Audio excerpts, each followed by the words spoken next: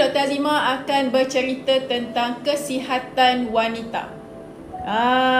Okey, kesihatan wanita. Wanita FSD.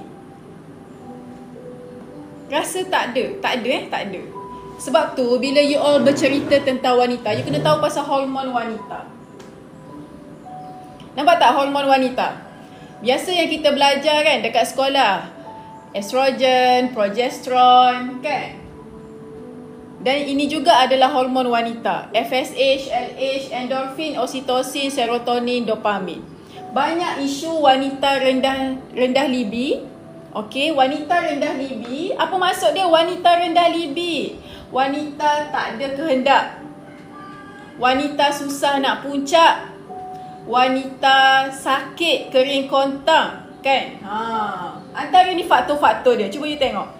Antara faktor-faktor wanita tak rasa nak, kan, mesti ada sebab, kan? Mesti faktor-faktor dia mungkin lah, kan, dia hormon tak stabil.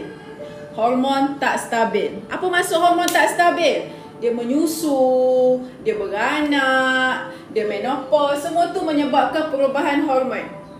Tengok hormon wanita. Yang biasa kita belajar lagi, kan, LH, FSH, banyak hormon wanita. Estrogen. Kalau menopause ni, estrogen dia rendah.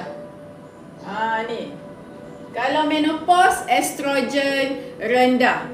Ada krim, ada tablet untuk bantu estrogen. Kalau beranak, kalau menyusu. Menyusu apa benda? Menyusu tinggi prolaktin. Kalau tengah mengandung, mana mengandung? Mengandung progesteron tinggi.